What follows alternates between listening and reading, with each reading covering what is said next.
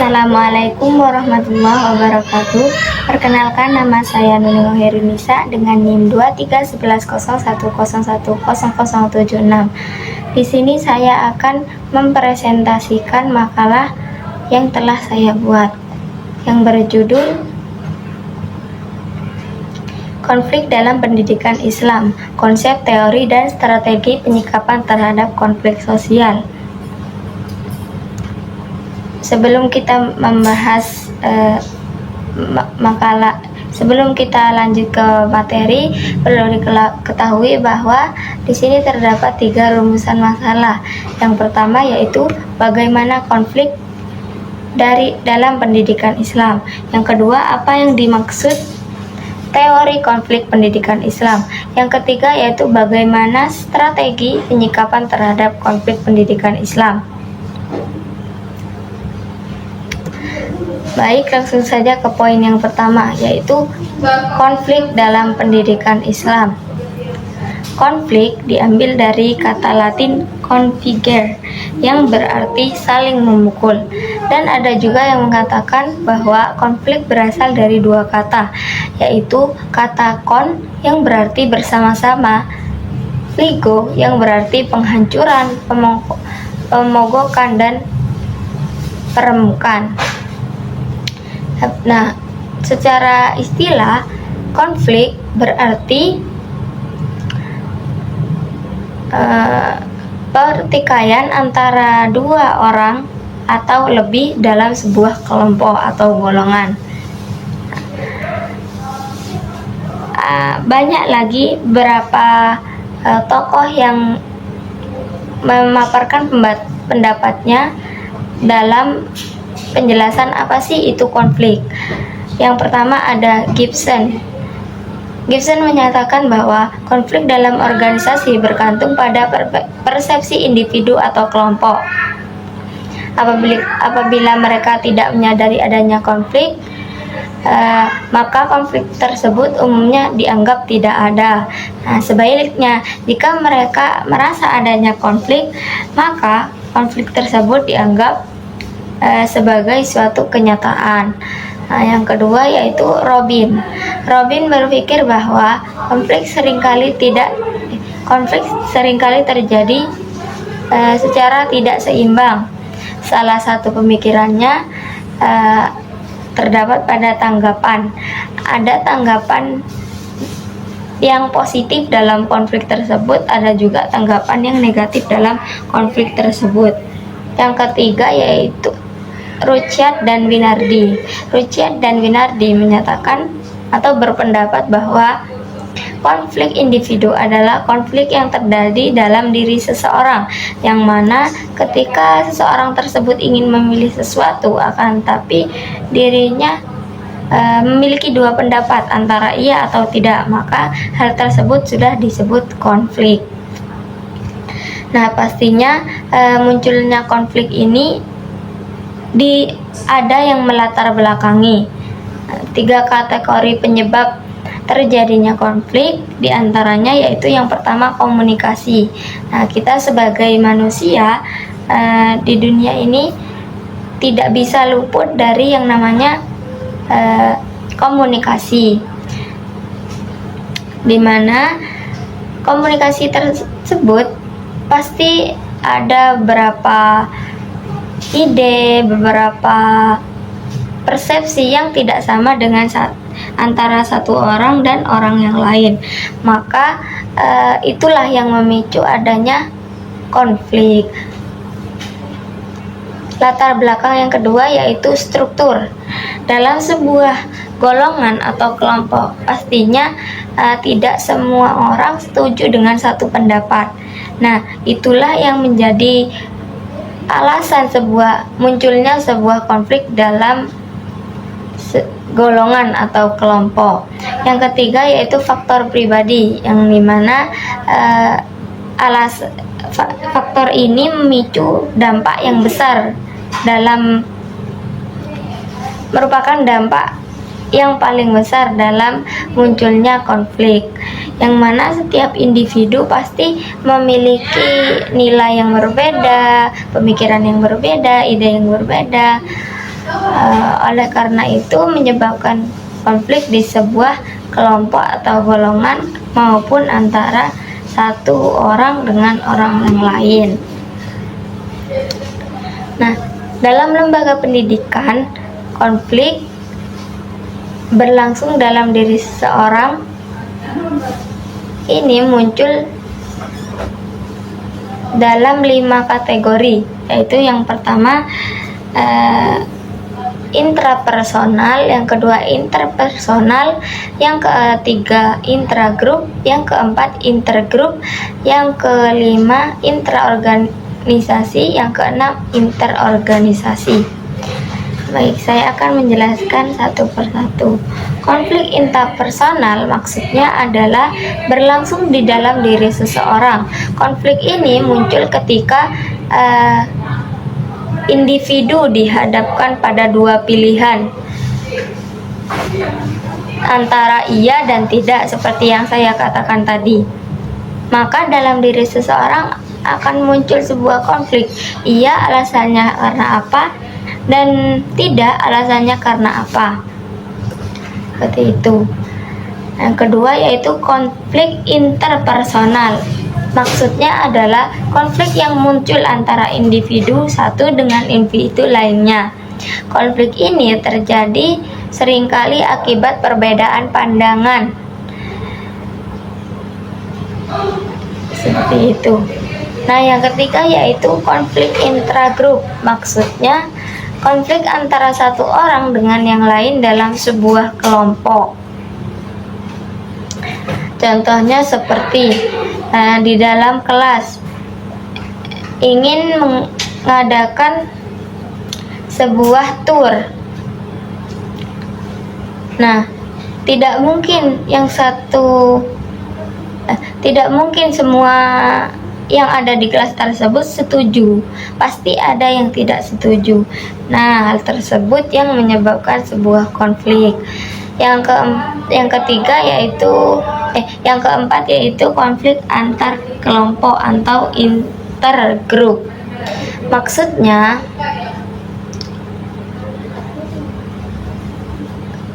intergrup ini sama dengan intragrup, akan tetapi berbeda latar belakang terjadinya konflik intergrup ini timbul akibat saling ketergantungan, perbedaan cara pandang, tujuan yang tidak sejalan, dan lain sebagainya. Konflik yang kelima yaitu intraorganisasi. Maksudnya perselisihan yang muncul di antara bagian-bagian dalam suatu organisasi.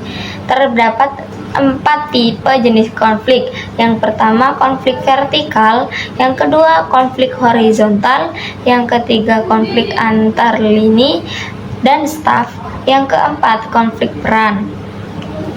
Konflik yang keenam yaitu konflik interorganisasi. Konflik interorganisasi adalah perselisihan yang terjadi antara organisasi yang berbeda. Nah, konflik ini sering terjadi karena ketergantungan antara organisasi satu dengan organisasi lainnya. Maka itu yang akan menyebabkan sebuah konflik antara sebuah organisasi satu dengan organisasi yang lainnya. Solusinya bagaimana? Teologi Islam mengajarkan bahwa konflik sejatinya adalah pertarungan antara kebijakan dan kejahatan, antara mengikuti petunjuk Allah dan mengikuti golongan hawa nafsu. Dalam konteks pendidikan, hal ini dapat terjadi dalam benturan antara nilai-nilai Islam yang dijunjung tinggi dan praktik yang berlaku dalam masyarakat yang lebih sekuler atau materialistik. Selanjutnya saya akan membahas poin yang kedua, yaitu teori untuk konflik pendidikan Islam. Teori konflik menyatakan bahwa perubahan sosial tidak terjadi melalui penyesuaian nilai-nilai yang mengarah pada perubahan, tetapi lebih ke konflik yang menghasilkan kompromi-kompromi yang berbeda dari keadaan sebelumnya. Kartini mengklarifikasikan konflik menjadi 3 jenis. Yang pertama yaitu negatif, yang kedua yaitu positif, yang ketiga yaitu netral. Konflik negatif diartikan sebagai tindakan yang bersifat kebrutalan, kekerasan, dan penghancuran. Konflik positif berkaitan dengan hal-hal seperti petualangan, inovasi, pembersihan, pembaharuan, serta perubahan yang lebih konstruktif dan menuju jalan yang lebih baik atau introspeksi. Sementara itu, konflik netral dianggap sebagai hasil dari keragaman individu yang memiliki sifat berbeda, namun tujuan hidup yang sama. Teori konflik mendapatkan banyak kritik, salah satunya karena dianggap mengabaikan keterlibatan dan stabilitas. Di sini, fungsionalisme struktural dikritik karena mengabaikan konflik dan perubahan, sementara fungsionalisme struktural lebih konservatif dalam konteks perkembangan teori. Teori konflik dianggap tertinggal jika dibandingkan dengan fungsionalisme struktural yang lebih maju dan lebih kompleks, karena teori konflik lebih sederhana dan merupakan turunan dari teori lainnya. Ada beberapa tokoh dalam teori konflik yang mana terbagi menjadi 2 periode, yaitu periode klasik dan periode modern. Tokoh periode klasik diantaranya yaitu Polybus. Polybus mengemukakan teori konflik yang berfokus pada keinginan manusia untuk membentuk sebuah komunitas. Dalam pandangannya, monarki atau pemerintahan dengan penguasa tunggal adalah bentuk pertama dari komunitas manusia yang paling kuat. Sistem ini kemudian berkembang menjadi pemerintahan yang didasarkan pada keadilan dan otoritas yang sah, menggantikan pemerintahan yang didasarkan pada kekuasaan semata. Tokoh yang kedua yaitu Ibnu Khaldun, dikenal sebagai tokoh sosiologi yang penting dalam masa kejayaan Islam. Ia mengemukakan bahwa prinsip dasar untuk menganalisis peristiwa sosial dan sejarah yang dituntut diterapkan dalam mempelajari naik turunnya peradaan dan kekuasaan negara. Pemikirannya yang mendalam tentang masyarakat menjadikan sebuah tokoh utama dari ilmu sosial. Tokoh yang ketiga yaitu Niccolo Machiavelli, seorang filsuf Italia yang berpendapat bahwa manusia awalnya hidup dalam keadaan liar, serupa dengan binatang buas. Sering berkembangnya jumlah manusia, timbul kebutuhan untuk membentuk hubungan sosial dan pertahanan bersama. Mereka kemudian memilih pemimpin yang kuat, berani untuk dipatuhi, serta mulia memahami perbedaan antara yang baik dan buruk. Tokoh yang keempat yaitu Jean Bodin, yang menyatakan bahwa kedaulatan adalah inti dari masyarakat sipil, dan kedaulatan itu tidak bisa dipisahkan dari kekuasaan formal yang dimiliki oleh penguasa. Hukum dianggap sebagai titah dan kedaulatan, dan hukum adat dianggap sah bila didukung oleh kedaulatan. Dan masih banyak tokoh lainnya yang memaparkan teori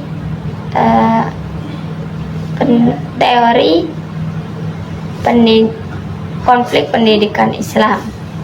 Selanjutnya yaitu teori konflik dalam periode modern. Tokoh modern yang pertama yaitu Karl Marx, yang berpendapat bahwa konflik kelas merupakan pusat dari struktur masyarakat. Konflik antara kelas kapitalis dan proletar menjadi konflik utama untuk masyarakat. Tokoh yang kedua yaitu Louis. Baginya, konflik dapat berfungsi sebagai proses penting dalam pembentukan dan pemeliharaan struktur sosial. Penting dalam pembentukan dan pemeliharaan struktur sosial. Konflik membantu pertahanan batasan antara kelompok yang berbeda, serta memperkuat identitas kelompok dengan melindunginya dari terlarut dalam masyarakat secara umum. Clauser membedakan dua jenis konflik. Konflik yang pertama yaitu konflik realistis yang muncul dari kekecewaan terhadap tuntutan tertentu dalam hubungan sosial. Yang kedua yaitu konflik non-realistis. Di sisi lain bukan berasal dari tujuan yang bertentangan secara langsung, tapi lebih untuk meredakan ketegangan seperti yang terjadi dalam masyarakat yang lebih primitif, di mana pembahasan dendam dilakukan melalui ilmu gaib atau tahayul. Tokoh yang ketiga yaitu Rawls. Rawls menyatakan bahwa teori sosiologi sebelumnya kurang memadai dalam memperhitungkan konflik. Mengambil dari teori kelas dan konflik Karl yang menerjemahkannya ke dalam bahasa Inggris untuk memudahkan pemahaman para sosiologi Amerika.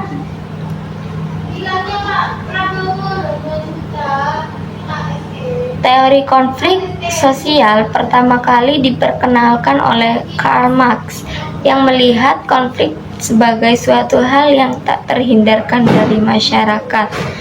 Marx berfokus pada perbedaan kelas sosial dan ketimbangan ekonomi yang menciptakan ketegangan dalam masyarakat.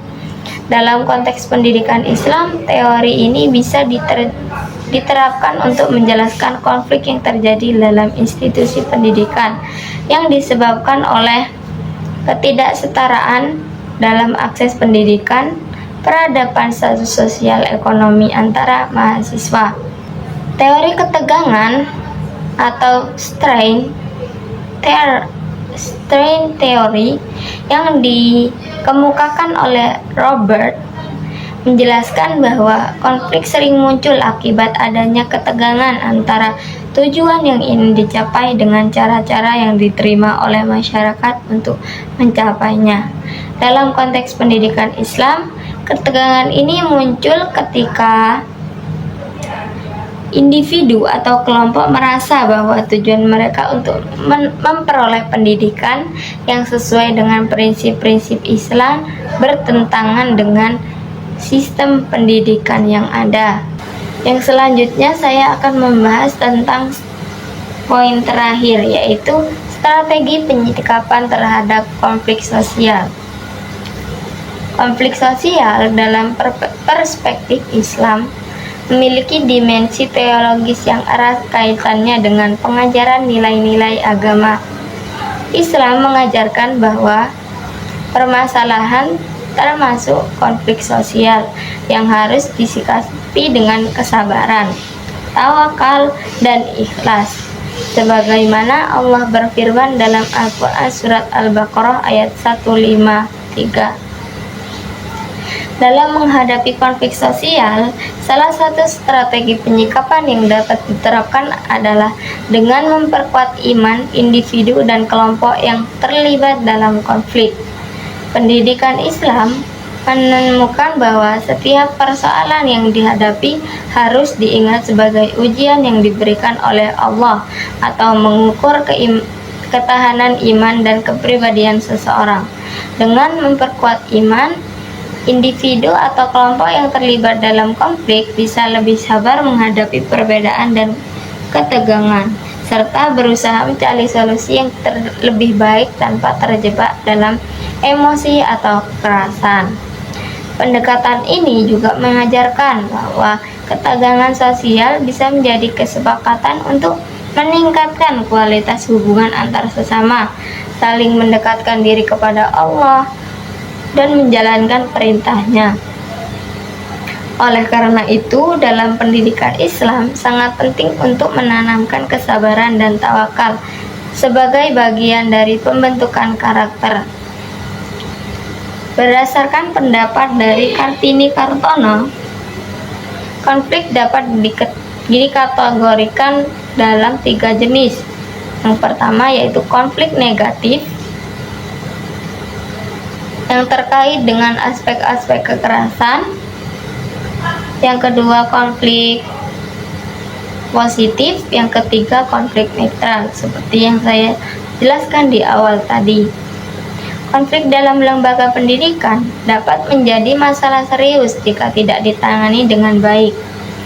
Al-Quran mengajarkan bahwa setiap kesulitan pasti ada kemudahan, termasuk konflik yang selalu memiliki jalan penyelesaian. Hal ini ditegaskan dalam firman Allah pada surat Al-Insyirah ayat 5. Dunet menyatakan bahwa ada 5 strategi yang berkemungkinan dalam mengatasi konflik. Di antaranya yaitu yang pertama pemaksaan, yang kedua penghindaran, yang ketiga kompromi, yang keempat kolaboratif, yang kelima penghalusan. Dan dibutuhkan keterampilan khusus dalam mengelola sebuah konflik di lembaga. Dengan kemampuan khusus tersebut dapat menyatukan antara sebuah pemikiran yang terjadi di lapangan sehingga terbentuklah sebuah strategi dalam memecahkan konflik tersebut. Strategi yang biasanya digunakan khususnya dalam pendidikan Islam yaitu memiliki beberapa langkah. Langkah yang pertama yaitu menangani konflik dengan melakukan tabayun atau mengumpulkan informasi yang akurat terkait konflik yang terjadi. Informasi tersebut perlu diperoleh melalui observasi langsung, mencakup apa yang terjadi, siapa saja pihak yang terlibat, tujuan masing-masing pihak, serta tingkat ketidaksepakatan di antara mereka. Dalam surat Al-Hujurat ayat 12, Allah melarang perilaku mencari kesalahan orang lain dan berprasangka buruk karena kedua hal ini dapat menjadi pemicu utama terjadinya konflik. Yang kedua yaitu islah atau musyawarah yang bertujuan menciptakan perdamaian dan menyelesaikan konflik. Langkah ini melibatkan negosiasi dari berbagai pihak, berbagai informasi, mendengarkan penjelasan satu sama lain, serta sikap saling memberi dan menerima. Take and give. Nah, yang ketiga yaitu penghindaran diri. Penghindaran diri adalah strategi yang digunakan ketika masalah pemicu konflik dianggap tidak terlalu penting. Dalam situasi ini, fokus dialihkan ke masalah yang tidak mendesak atau signifikan. Mereka tidak langsung terlibat dalam konflik. Biasanya menghindar dengan cara mendelegasikan penyelesaian kepada pihak lain yang dianggap lebih kompeten untuk menangani masalah tersebut secara efektif. Yang ketiga yaitu penyesuaian diri. Penyesuaian diri adalah strategi yang diterapkan ketika pihak-pihak yang terlibat konflik memiliki kekeliruan dalam perspektif atau tindakan. Strategi ini bertujuan untuk menyadarkan kedua belah pihak agar tidak hanya mempertimbangkan kepentingan pribadi atau kelompok. Sebaliknya, mereka diajak untuk berpikir dan bertindak demi kepentingan yang lebih besar, sehingga tercapai kemaslahatan bersama. Yang kelima yaitu negosiasi. Strategi yang digunakan ketika pihak-pihak yang terlibat konflik memiliki posisi kekuatan yang seimbang. Dalam proses ini, masing-masing pihak secara bersamaan memberikan dan menerima solusi yang ditawarkan. Negosiasi sering melibatkan pihak ketiga sebagai moderator untuk membantu menemukan solusi yang paling menguntungkan. Namun dalam beberapa kasus, salah satu atau kedua pihak mungkin perlu mengorbankan sesuatu yang mereka perjuangkan demi mencapai kesepakatan bersama. Oleh karena itu, hasil negosiasi tidak selalu berakhir dengan prinsip. Mungkin itu saja yang dapat saya sampaikan.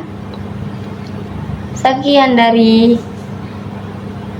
presentasi saya. Wallahul muwaffiq ila aqwamit thoriq. Assalamualaikum warahmatullahi